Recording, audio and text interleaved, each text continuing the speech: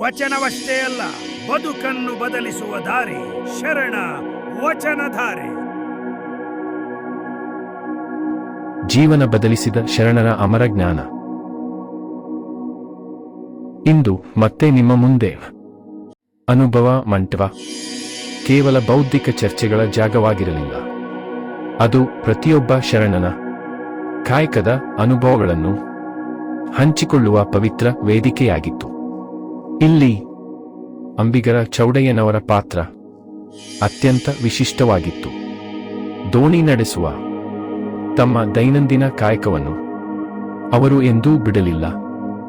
ಹಗಲಿನಲ್ಲಿ ನದಿಯ ಅಲೆಗಳೊಂದಿಗೆ ಹೋರಾಡಿ ದೋಣಿ ನಡೆಸುತ್ತಿದ್ದ ಚೌಡಯ್ಯನವರು ಸಂಜೆಯಾಗುತ್ತಿದ್ದಂತೆ ಅನುಭವ ಮಂಟಪದ ಜ್ಞಾನದ ಚರ್ಚೆಗಳಲ್ಲಿ ಸಕ್ರಿಯವಾಗಿ ಭಾಗವಹಿಸುತ್ತಿದ್ದರು. ಅವರ ಈ ಕಾಯಕ ನಿಷ್ಠೆ ಉಳಿದ ಎಲ್ಲಾ ಶರಣರಿಗೂ ದೊಡ್ಡ ಪ್ರೇರಣೆಯಾಗಿತ್ತು.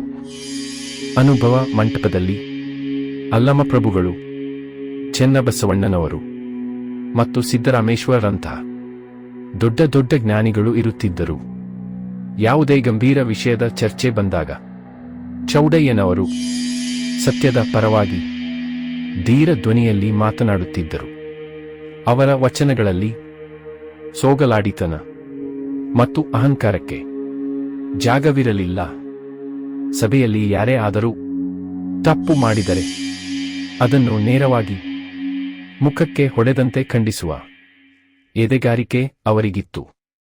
ಬಸವಣ್ಣನವರು ಇವರ ಈ ನಿಷ್ಠುರ ಸತ್ಯದ ನುಡಿಗಳಿಗೆ ಅಪಾರವಾದ ಗೌರವ ನೀಡುತ್ತಿದ್ದರು.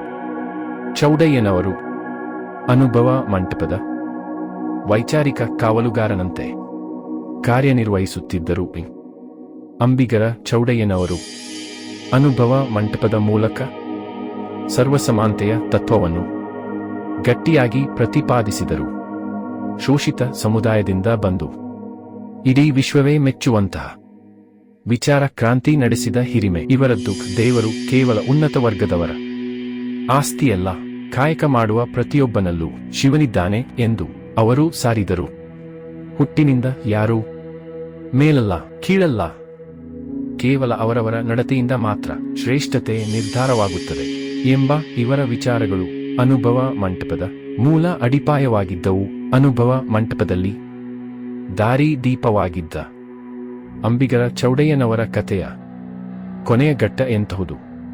ಕಲ್ಯಾಣದ ಕ್ರಾಂತಿಯ ನಂತರ ಅವರ ಸಂದೇಶಗಳು ಇಂದಿನ ಆಧುನಿಕ ಸಮಾಜಕ್ಕೆ ಎಷ್ಟು ಪ್ರಸ್ತುತ? ಇದನ್ನು ನಾವು ನಮ್ಮ ಸರಣಿಯ ಕೊನೆಯ ಭಾಗವಾದ ನಾಳಿನ ವಿಡಿಯೋದಲ್ಲಿ ವಿವರವಾಗಿ ತಿಳಿಯೋಣ. ಶರಣರ ಭವ್ಯ ಇತಿಹಾಸವನ್ನು ಇಂದಿನ ಪೀಳಿಗೆಗೆ ತಲುಪಿಸಲು ಈ ವಿಡಿಯೋವನ್ನು ಈಗಲೇ ಲೈಕ್ ಮಾಡಿ ಮತ್ತು ನಮ್ಮ ಶರಣ ವಚನಧಾರೆ ಚಾನೆಲ್ ಅನ್ನು ತಪ್ಪದೆ ಸಬ್ಸ್ಕ್ರೈಬ್ ಮಾಡಿ.